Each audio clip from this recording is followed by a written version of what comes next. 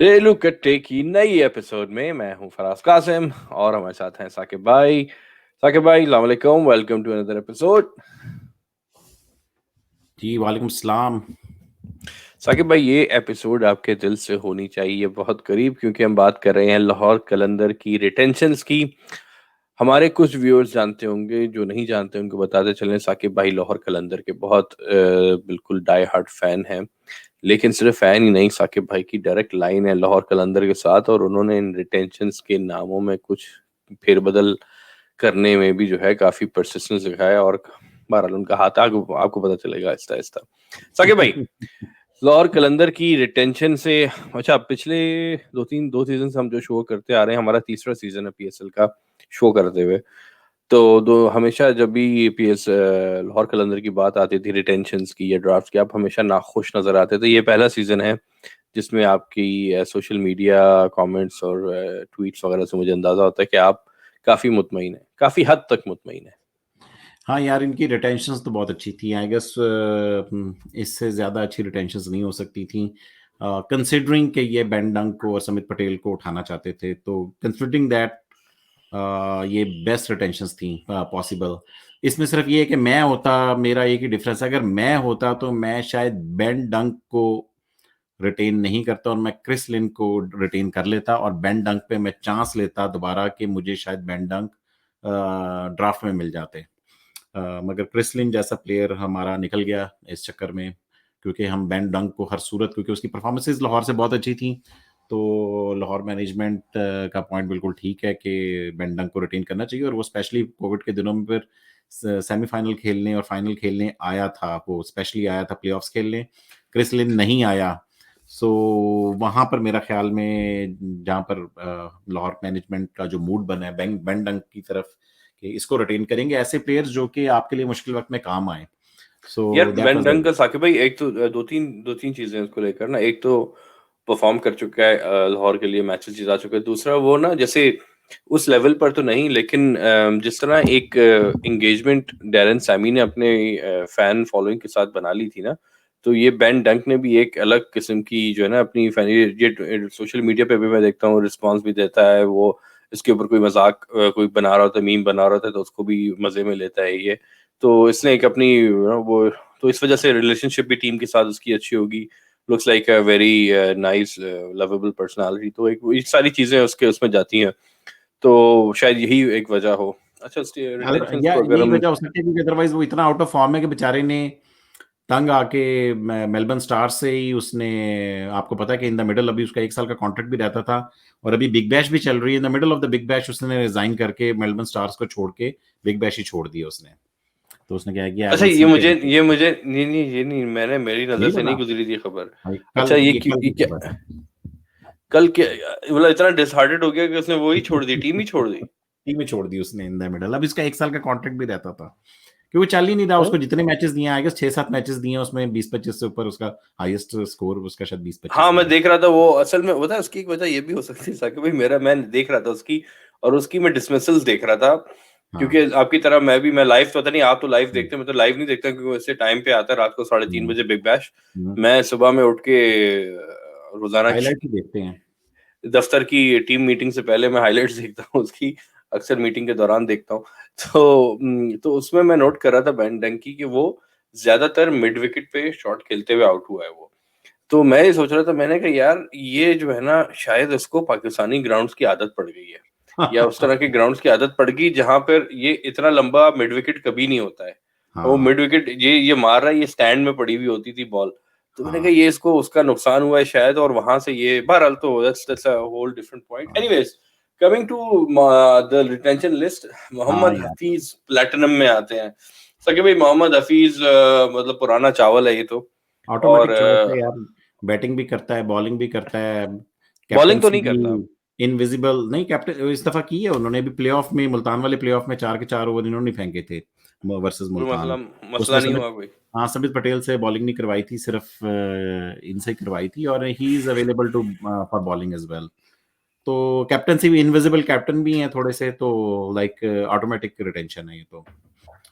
तो अच्छा अ, जी, तो हफीज तो खैर कोई, वही तो कोई हम्म, कहने की जरूरत नहीं। शाहीन अफरीदी जो है, अच्छा, शाहीन अफरीदी अजीब यार। अच्छा साकिब भाई, एक ऑफ द टॉपिक में बात करूंगा इसमें आपसे। मैं अभी ऑस्ट्रेलिया की मैं टेस्ट मैचेस में बड़े शौक से देखता हूँ, तो सारे नहीं, जैसे इंग्लैंड और श्रीलंका के ओवरऑल मैंने रात में देखने की कोशिश की, वो इंतहा ही मुझे पता था वन साइडेड होगा, तो मैं जब टेस्ट मैच बराबरी का हो रहा था तो बड़ा मजा आता है देखने में मुझे, क्योंकि एक स्ट्रेटेजी एनीवेज। तो इंग्लैंड से पाकिस्तान की सीरीज हुई, उसमें भी मैंने ये चीज देखी, और अभी जो न्यूजीलैंड से हुई इसमें तो खैर हमारी बॉलिंग वैसी बहुत ही हेल्पलेस लगी यार। 90s में जब हम बड़े मेरे बच्चे जो कि 10 साल के हैं, जो कि क्रिकेट काफी देखते हैं, यूट्यूब पे पुरानी क्रिकेट बहुत देख चुके हैं, वो देखते रहते हैं, वसीम वकार। तो वो मुझसे सवाल कर रहे थे और मेरे जहन में कि यार कहते हैं अबू ये जो न्यूजीलैंड हमसे आउट नहीं हो रही है, और तो ये वसीम वकार जो यॉर्करें मारते थे, कोई यॉर्कर क्यों नहीं मार रहा है इनको?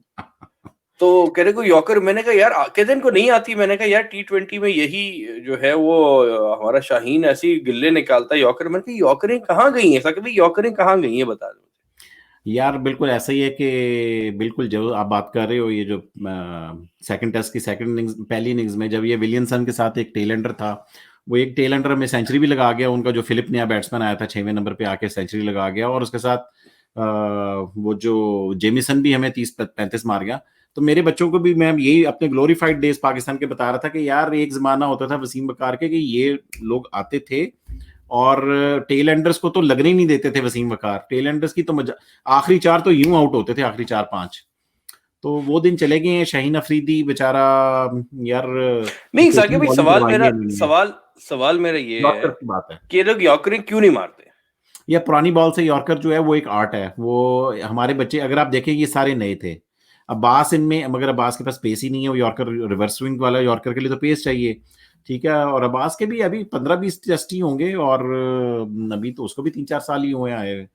तो शाहीन अफरीदी भी नया है। नसीम शाह का तो आपने देख लिया कि हिस्टू रहा, उसको तो बहुत अभी उसके ऊपर काम होने वाला है। वो और उसका एटीट्यूड भी अभी बचगाना सा मुझे लग रहा है। अभी मुझे लग रहा है कि वो मैच्योर होने में उसको 2-3 साल लग जाएंगे। तो यार बात ये थी कि हमारे बॉलर्स बहुत नए हैं, और यॉर्कर मारने के लिए आपको पुराना चावल होना पड़ता है। पता नहीं यार, मेरी समझ से बाहर है कि अगेन बाहर बैठ के हम ये बातें तो कर सकते हैं, शायद अंदर रियलिटी कुछ डिफरेंट हो, लेकिन हमारा तो काम ही यही है करना है कि बातें करना। तो पता नहीं, मुझे लगता है कि पता नहीं यार, टेव जॉकर कर ही नहीं रहे थे। वो एक टेलेंडर आ रहा है, उसको गुड लेंथ की बॉलिंग कर रहे हैं। खैर बिसाइड्स द पॉइंट, शाहीन की बात कर रहे थे लोग। शाहीन भी जो है वो, I mean in terms of T20 जो है वो बड़ा स्पेशलिस्ट है। T20 में तो बड़ा उसने बनाई हुई थी, स्पेशली जो हमारा डोमेस्टिक कप चल रहा था उसमें वो हमेशा पहले ओवर में विकेट निकाल जाता था। तो और यार शाहीन का एक ये शाहीन का जो आप बात कर रहे थे, ये यॉर्कर्स अपनी PSL में तो मार रहा था, और ये इस साल के लीडिंग विकेट टेकर्स में से भी है, और नेशनल T20 का भी हमारा हाईएस्ट विकेट टेकर है। मैं वही तो तो कह रहा था, मार रहा मुझे था, लग रहा अगर था कि न्यूजीलैंड चलती ये भी नहीं मार रहा था। मुझे लग रहा था कि जैसे वो होता है ना, एक ओवर में एक बाउंसर अलाउड होती, दो बाउंसर, तो उन्हें लग रहा था उनको उनको शायद था कि यॉर्कर अलाउड नहीं है, ऐसा कुछ चक्कर है, ट्राई नहीं कर रहे थे यार यॉर्कर ट्राई की। नहीं कर रहे थे, समझ सही से बात है। बाहर है यार। हाँ। अच्छा खैर, शाहीन T20 में, I mean he is proven himself and he is a very important retention, I believe. उसके हाँ। अलावा अगर फखर जमान की बात करें, साकिब भाई, फखर जमान की जो मैं शुरू में बात कर रहा था व्यूअर्स, हाँ। फखर जमान की रिटेंशन में साकिब भाई का बड़ा हाथ है। इनको पहले रिटेन नहीं किया जा रहा था, लाहौर ने इनको लेट गो कर दिया, लेकिन साकिब भाई के जैसे लाहौर कलंदर के फैंस ने कैंपेन चला के जो है वो लाहौर की ओनरशिप मैनेजमेंट को पुश किया, और साकिब भाई सही कह रहा हूँ ना, ये बात ऐसी हुई थी। बिल्कुल सही बात कर रहे हैं आप। हमने, अब हो सकता है कि पीछे हम लोग ही हों, मतलब कि उन्होंने शायद लाहौर की मैनेजमेंट ने कहा होगा यार हमारे फैंस भी यही चाहते हैं कि फखर जमान आए, एंड इट मेक सेंस। हमारा पॉइंट ये है यार, Fakhar versus Lynn, Lynn is a bigger player, right. मगर बात ये है कि आपकी जो कोर होती है वो लोकल प्लेयर की होती है। अगले साल लिन कह देता है मैंने नहीं आना, तो फिर आपका फखर भी जाता, जो आपके साथ हर साल अगले 8-10 साल खेल सकता है, और आपका टॉप स्कोरर है हर साल, not this year, every year. On top वो आपकी PSL 5 का बाबर आजम के बाद सेकंड हाईएस्ट स्कोरर फखर जमान है, ठीक है। नेशनल T20 का टॉप स्कोरर फखर जमान है। तो बड़ी सिंपल सी ये रिटेंशन बनती थी। आई गेस फखर जमान जल्दी कर गया। समीन राना का इंटरव्यू आज का भी मैंने देखा है जियो सुपर के ऊपर, हैदर अजहर के साथ, और उसमें भी उन्होंने ये बात की कि अभी हमने सिर्फ फखर को इशारा दिया था कि शायद इस साल मुश्किल ना हो जाए, क्योंकि रिटेंशन सिर्फ 8 रिटेन करनी है और शायद जगह ना बन पाए। तो फखर ने आगे निकल के छक्का लगा दिया, वो ट्वीट कर दी। मगर ये कि फखर को पता ही नहीं था कि लाहौर वाले उससे कितनी मोहब्बत करते हैं। जब उसने देखा यार ये पूरा सोशल मीडिया तो मुझे ज्यादातर सपोर्ट कर रहा है, और उसके बाद फिर क्या क्या ट्वीट ट्वीट क्या की थी इसने? उसने ट्वीट इस तरह की कर दी कि थैंक यू लाहौर, आपके साथ खेलने का बड़ा मजा आया and I am looking forward to my new challenge in the draft. तो वो अच्छा। इस तरह कर गया। मगर फिर आकिब जावेद का भी एक बयान आया कि यार अभी तो हमने फाइनलाइज नहीं किया कि हम उसको रख रहे हैं या नहीं रख रहे, तो अभी तो हमने डिसाइड करना है। और फिर बाद में फिर अल्लाह का शुक्र है कि वो रिटेन हो गया। और I guess it's a very small retention. आज के शो में जो लोग, बहुत से लोग मेरे साथ इख्तलाफ भी कर रहे हैं कि यार फखर जमान को नहीं करना चाहिए, उसकी परफॉर्मेंसेज नहीं है। तो दो चीजें मैं आपको बस बता दूं कि एक तो हमारा हमेशा से टॉप स्कोरर है, पीएसएल 6 का भी 5 का भी सेकंड टॉप स्कोरर है। मगर जो सबसे इंपॉर्टेंट बात, तो आज हैदर अजहर अपने शो में जियो सुपर में, जो मुल्तान के जनरल मैनेजर, वो कह रहे थे कि सब घात लगा के बैठे हुए थे कि फखर ड्राफ्ट में आए, हम लें 5 की 5 फ्रेंचाइजी। वो फिर उन्होंने रिटेंशन अपनी इस तरह की करनी थी कि इस तरह की करनी थी, अगर फखर ड्राफ्ट में आ जाता तो उनकी रिटेंशन उस तरह की होनी थी कि वो एक एक लोकल प्लेयर उठा सकते। फिर फखर जब आया तो उन्होंने रिटेंशन उस तरह की है कि जिसमें वो फॉरेन प्लेयर्स के साथ गए हैं। Oh, okay. नहीं यार, Fakhar, I think another player who falls into the category of fitting into this level of cricket. Fakhar जो है वो इंटरनेशनल, उनका स्टार्ट अच्छा था, उन्होंने वो 2017 के चैंपियंस ट्रॉफी में फाइनल में अपना नाम बनाया। उसके बाद जो है वो डबल सेंचुरी की जिम्बाब्वे के खिलाफ, और फिर फास्टेस्ट 1000 रन एंड एवरीथिंग। लेकिन उसके बाद से लोगों ने इनको वर्कआउट, हम बात कर चुके हैं, लोगों ने, टीम्स ने इनको वर्कआउट कर लिया, लेकिन ये अपनी वीकनेसेस को अभी तक इम्प्रूव नहीं कर पाए जितना हमें नजर आया। तो वो एक ही चीज पे जो है पुल पे आउट हुए जा रहे हैं। अच्छा, David visa, another player who has जो है ना engraved himself into the Lahore team culture. और जो खबरें आती हैं, जिससे आप लोगों ने सुना है, जो मैंने बकिया फैंस से सुना, मैनेजमेंट वीजा से यार सुनने में आता है, एक्सेप्शनल परफॉर्मेंस है, बड़ी इजी। ये कि साकिब भाई, ये कहते हैं कि टीम के यंगस्टर्स को बहुत हेल्प करता है, अपना एक्सपीरियंस शेयर करता है, और बहुत ऐसी सही बात है। साकिब भाई, आपको मेरी आवाज नहीं आ रही है? हाँ यार, वीजा का ये है कि ये, हाँ जी, वो बीच में आना बंद हो गई थी। मगर मैं, I know your question about David visa.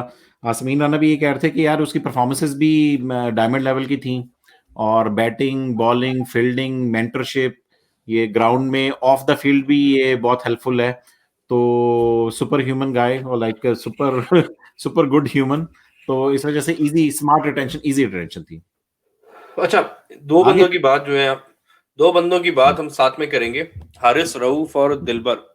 ये दो प्रोडक्ट्स आपके जो है वो प्लेयर डेवलपमेंट प्रोग्राम के हैं। हाँ तो ये, अब ये हारिस रऊफ की अगर बात की जाए, तो वाकई में ये वो कहते हैं ना, रैग्स टू रिचेस वाली कहानी है। आज आपने आपने देखी कि नहीं, वो क्रिक इन्फो ने जो पिक्चर्स डाली थी, वो जो उनका लेग स्पिनर है यार, ऑस्ट्रेलिया का क्या नाम है उसका, जैम्पा जैम्पा, और जयपाल। स्टोइनिस के साथ वो यार उनका, उनके उनकी बीच में आ कॉफी गए जो वो। होती, उनके साथ शुगल मना रहा है। मतलब आप सोचिए, कहाँ ये गली में क्रिकेट खेल रहा था, कहाँ ये। और he is, Rauf is one of those bowlers, he is pretty well respected in big bash, क्योंकि वहां से एक्चुअली उठा था ये ऊपर। तो आई थिंक रऊफ इज, जो हमारी नई खेप आई है उसमें से रऊफ सबसे सबसे तो नहीं, लेकिन काफी बेहतर नजर आता है मुझे। हाँ यार, Rauf versus Hasnain, I am always, मुझे होता है, मैं समटाइम मैं हसनैन को एज देता हूँ। Being a true wicket taker, उससे थोड़ी सी कम मार पड़ती है उसको। मगर रऊफ का ये है कि इसको ज्यादा एक्सपीरियंस हो गया, बिग बैश का भी हो गया, इंटरनेशनल का भी ज्यादा एक्सपीरियंस हो गया। तो लाइक या ही अभी भी मेरे ख्याल में इसमें इंप्रूवमेंट का बहुत चांस है। अभी भी I guess is very expensive. Left right का कॉम्बिनेशन आता है तो उसकी लाइन लेंथ बनने में देर लगती है, उतनी देर में काफी चौके पड़ चुके होते हैं। और इतनी पेस में आपको पता है, हल्का सा भी एज लगा तो चौका छिक्का तो इजीली टॉप एज का 6 इस तरह का लग जाता है। तो I guess there is lot of room of improvement. ऊपर से आज ये ब्रोमांस में फंस गए उन दोनों के, तो इतना ज्यादा अच्छा, अभी तक दिलबर दिलबर की जरा इतनी। बात करते हैं। सकवी, लास्ट ईयर दिलबर ने जो है बड़ा इम्प्रेस किया था कुछ मैचेस, स्पेशली दिलबर की। यार मुझे वो समझ नहीं लगती है, वो 4 कदम से 140 पे 144 की गेंद फेंकता है, दैट इज फिनोमिनल। हाँ यार, दिलबर का भी यही है कि ये भी मेलबर्न स्टार से खेल रहा था, और अब बाद में वो बेचारा जख्मी होकर चला गया दूसरे मैच में ही। और दोनों मैच में इसकी अच्छी बॉलिंग थी, पहले में 3 आउट किए, दूसरे में 1 आउट कर चुका था। तो दूसरे ओवर के शुरू में ये बेचारा जख्मी होकर वापस आ गया पाकिस्तान, तो उसकी बिग बैश खत्म हो गई। मगर ये भी बड़ी अच्छी प्रोडक्ट है। बात ये है कि लाहौर कलंदर के प्लेयर्स को आने से पहले बहुत गालियां पड़ रही होती हैं पीडीपी के, मगर जब वो आते हैं तो बॉलर, स्पेशली फास्ट बॉलर्स, उनके सारे अभी तक दोनों अच्छे निकले हैं। इस दफा एक और दिलबर जैसा जो नया लड़का आ रहा है, उसकी हम डिटेल शो में बात करेंगे दानियाल की, तो वो भी वैसा ही आ रहा है। ये है कि हारिस रऊफ इस दफा डायमंड में जा चुके थे, वहां पर रिटेन हुए हैं। दिलबर गोल्ड में रिटेन हुआ, देखें सीधा मर्जिंग से सीधा गोल्ड में चला गया है। उसके बाद कैप्टन की बात, वो भी पीडीपी से हैं और वो गोल्ड में थे, उनको रेलीगेट करवा लिया है और बड़ी अच्छी स्मार्ट चॉइस थी इनकी कि उसको रेलीगेट करवाया, जिसकी वजह से फखर को रिटेन कर पाए। सोहेल अख्तर की अच्छी परफॉर्मेंसेस बीच में थी एट टाइम्स, एंड के उससे 3-4 मैचेस अच्छे नहीं गए, शुरू में भी अच्छे नहीं जा रहे थे, मिडल में बहुत अच्छे गए और एंड में फिर थोड़े से अच्छे नहीं गए, तो इस वजह से वो सिल्वर में आई गेस किसी ने इसी वजह से उनको नहीं खरीदा और रेलीगेट हो गए। साकिब भाई, और साकिब भाई, यही मेरे ख्याल में इससे पहले के लोग नीचे कमेंट करना, अभी तक मुझे हैरत है इस बात पे लोग कमेंट नहीं कर रहे, शायद एकात ने किया हो। आप अपने पास एक अच्छा इंटरनेट लगवा लें, या इंटरनेट अगर आपके इस कमरे में इंटरनेट नहीं आता तो एक इंटरनेट एक्सटेंडर लगवा लीजिए खुदारा, कि आप ये 100 मेरा जो एम कमरा है 100 ना एमबी बहुत दूर है। हाँ 100 एमबी जो है वो जो एक का इंटरनेट लगा हुआ है, उससे ज्यादा इंटरनेट लगा हुआ है, लेकिन 50 आपकी पिक्चर 50 यार 50 एमबीपीएस का है, मगर बात ये है कि ये मेरा ये कमरा जो है ना ऑफिस, ये मेरे वो ड्राइंग रूम से बहुत दूर है, क्योंकि जो वो ड्राइंग रूम में पड़ा हुआ है जो मॉडर्न है, तो मगर ये कि आप सही कह रहे हैं, सोचता हूँ मैं कोई खरीदता हूँ कोई रेंज बूस्टर। आखिरी बस यार एक बेन डंक की बात नहीं की, बेन डंक की मेरे ख्याल में बात कर ली थी हमने, सॉरी। वेन तो की यही तो सारी बात कर लाहौर की ली। रिटेंशन थी और बड़ी अच्छी रिटेंशन थी। शाकिब भाई, शॉर्ट टर्म मेमोरी लॉस लग रहा है मुझे आपका। अच्छा जी, चले, ये थी लाहौर की रिटेंशन के ऊपर हमने बात कर ली। जाने से पहले आपसे एक बार फिर दरख्वास्त कि सब्सक्राइब करें, प्लीज सब्सक्राइब करें, और तब जो है वो लाइक का बटन दबाएं, और comments, we do read all your comments, trust नहीं, एक एक कमेंट पढ़ते हैं, और साकिब भाई तो हर एक का जवाब भी देते हैं, अगर मैं नहीं दे पाया तो मैं भी कोशिश करता हूँ जवाब दूं। तो अगेन सेम रिक्वेस्ट कि अगर आप लाइक करेंगे, सब्सक्राइब करेंगे, कमेंट करेंगे, तो हमारे शो को यूट्यूब के एल्गोरिदम्स में ऊपर आने में मदद मिलती है, और जब शो में ज़ाहिर सब्सक्राइबर्स बढ़ेंगे, व्यूज़ बढ़ेंगे, तो हम जो है शो को और मज़ीद बेहतर कर पाएंगे, और आपके साथ, आपकी मदद के साथ ही होगा। So anyways, thank you for watching, हमारे मज़ीद शो आते रहेंगे। Keep watching Relu Katte, thank you for your support, Allah हाफिज़। हाफिज।